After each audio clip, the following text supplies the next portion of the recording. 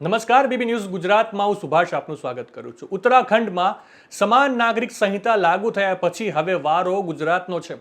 ગુજરાત સરકારે રાજ્યમાં યુસીસી લાગુ કરવાની તૈયારીઓ શરૂ કરી છે।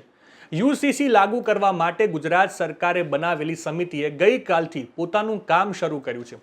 યુનિફોર્મ સિવિલ કોડ એટલે કે યુસીસી પર માર્ગદર્શિકા ઘડવા માટે ગઈકાલે ગાંધીનગરમાં 5 સભ્યોની સમિતિની બેઠક મળી। તેનું નેતૃત્વ સુપ્રીમ કોર્ટના ન્યાયાધીશ રંजना પ્રકાશ દેસાઈએ કર્યું હતું। ત્યારે યુસીસી મુદ્દે આયોજિત રાજ્ય સરકારની મીટિંગમાં આપ ધારાસભ્ય અને કાર્યકારી પ્રદેશ પ્રમુખ ચૈતર વસાવા હાજર રહ્યા અને યુસીસી અંગે તેમણે પોતાની પ્રતિક્રિયા આપી હતી અને તેમણે યુસીસીમાંથી આદિવાસી સમાજને બાકાત રાખવા માટે રજૂઆત કરી છે। શું કહી રહ્યા છે ચૈતર વસાવા, વિગતે સાંભળીએ।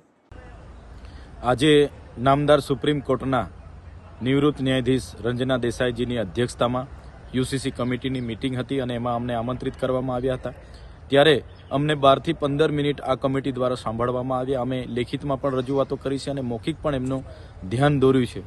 અમે ગુજરાતમાં વસતા આદિ અનાદિકાળથી આદિવાસી સમાજ જેમની પોતાની નીતિ નિયમો, પરંપરાઓ, રૂઢિઓ, પ્રથાઓ અલગ છે, જેમ કે દીકરા દીકરી ભાગી જાય એને પતિ પત્ની તરીકે સ્વીકારવામાં આવે, બાળકો પણ એ ધારણ કરી શકે, જેમને મન મેળાપ નહીં આવે એના છૂટાછેડા પણ પંચ બેસીને કરતું હોય છે, જેને દીકરી હોય દીકરો ના હોય એ ઉત્તરાધિકારી તરીકે દીકરીનો જમાઈ લાવીને પણ એને ઉત્તરાધિકારી તરીકે નક્કી કરતા હોય છે। ગોદ લેવાની વાત છે, વારસાઈ કરવાની વાત છે। તમામ બાબતોમાં આદિવાસીના પોતાના અલગ પારંપરિક કાયદાઓ છે, જેને અમારે ક્યાંય કોર્ટ કે રજિસ્ટરમાં રજીસ્ટ્રેશન કરવા જવું પડતું નથી। તેવા કાયદાઓ પણ યુસીસી લાગુ થવાથી નષ્ટ થઈ જશે।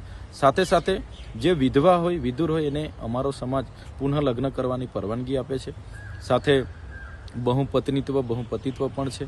સાથે અનેક પ્રકારના એવા કાનૂનો જે વર્ષોથી ચાલે છે, આ યુસીસી લાગુ થવાથી નાશ થવાની ભીતિ છે।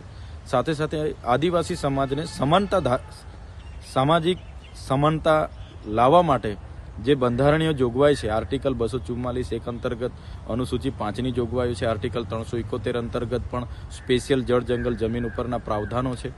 સાથે 73AA ની જમીનો બિન આદિવાસીઓ ખરીદી ના શકે। સાથે રક્ષણ માટે એટ્રોસિટી એક્ટ છે। સાથે 1996 પેસા એક્ટ અંતર્ગત ગ્રામ સભાઓને સ્પેશિયલ પાવરો આપવામાં આવી છે। વન અધિકાર અધિનિયમ 2006 અંતર્ગત જંગલ જમીન ખેડવાના અધિકારો છે।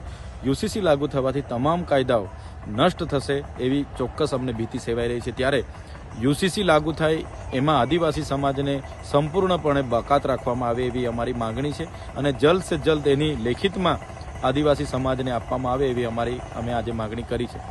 સાથે સાથે યુસીસી અમલવારી ગુજરાતમાં થવા જઈ રહી છે, ત્યારે આ કમિટી તમામ જિલ્લાઓમાં જાય, તમામ પક્ષના નેતાઓ, એમપી, એમએલએ, સંગઠનના લોકો, ધર્મના લોકો અને તમામ જ્ઞાતિના લોકો, મુખીઓ, એનજીઓના અભિપ્રાયો લેવામાં આવે બાદ જ ગુજરાતમાં યુસીસી લાગુ કરવામાં આવે એવું અમે સ્પષ્ટ માનીએ છીએ। આજે આપણે સમાન નાગરિક સંહિતાની વાત કરીએ છીએ, પણ આઝાદીના 78 વર્ષ બાદ પણ આજે આદિવાસીની જેટલી આબાદી છે એટલી હિસ્સેદારી નથી। એટલા માટે આદિવાસીઓને આમાંથી બાકાત રાખવામાં આવે એવી અમે સ્પષ્ટ માંગણી કરી છે અને આ કમિટી દ્વારા એની નોંધ પણ લેવામાં આવી છે અને જ્યાં પણ જરૂર લાગશે અમે ફરીવાર પણ રજૂઆત કરવા ત્યાં પહોંચીશું। અને જો આદિવાસીઓને આ યુસીસીમાં સમાવેશ કરવામાં આવશે તો સ્પષ્ટપણે અમે કહીએ છીએ આવનારા દિવસોમાં સડકથી લઈને સદન સુધી અમારે લડવું પડશે, તો અમે આ યુસીસીના વિરોધમાં ઉતરીશું। ટૂંકમાં વાત કરીએ તો યુસીસી અંગે યોજાયેલ મીટિંગમાં આપ ધારાસભ્ય અને કાર્યકારી પ્રદેશ પ્રમુખ ચૈતર વસાવાએ સમાન સિવિલ કોડ સમિતિના સેક્રેટરી સમક્ષ પોતાનો પક્ષ રજૂ કરતા જણાવ્યું હતું કે વિવિધતામાં એકતા એ ભારત દેશની ઓળખ છે। આપણો દેશ અને રાજ્ય વિભિન્ન ધર્મ સંપ્રદાયો અને જાતિઓમાં વહેંચાયેલો છે અને તમામના પોતાના અલગ અલગ સામાજિક અને ધાર્મિક નિયમો છે। ચૈતર વસાવાનું માનવું છે કે યુસીસી લાગુ થવાથી સૌથી વધારે અસર આદિવાસી અને અલ્પસંખ્યકો પર થશે। વર્તમાનમાં 705 જેટલી અનુસૂચિત જનજાતિના સમુદાયો આપણા દેશમાં છે અને કુલ 13 કરોડ જેટલી વસ્તી છે। આ તમામ લોકોના સામાજિક, ધાર્મિક રીતિરિવાજો, પ્રથાઓ, પરંપરાઓ, લગ્ન પ્રથા, વારસાઈ અને છૂટાછેડા જેવી અનેક બાબતો માટે અલગ અલગ નિયમો છે। પરંતુ ચૈતર વસાવાનું માનવું છે કે સમાન નાગરિક સંહિતા એટલે કે યુસીસી લાગુ થશે તો આદિવાસી સમાજની અલગ અલગ રૂઢિ પ્રથાઓ અને રીતિ રિવાજો આપોઆપ નષ્ટ થઈ જશે. માટે આદિવાસી સમાજની સંસ્કૃતિ અને અસ્તિત્વ બચાવવા માટે માંગણી છે કે સમાન નાગરિક સંહિતા યુસીસીમાંથી રાજ્યના આદિવાસી સમાજને બાકાત રાખવામાં આવે. જોઈએ છે સરકાર આ અંગે આગળ શું નિર્ણય લે છે. નવા સમાચાર, નવી અપડેટ સાથે ફરી મળીશું. ત્યાં સુધી મને રજા આપશો. નમસ્કાર.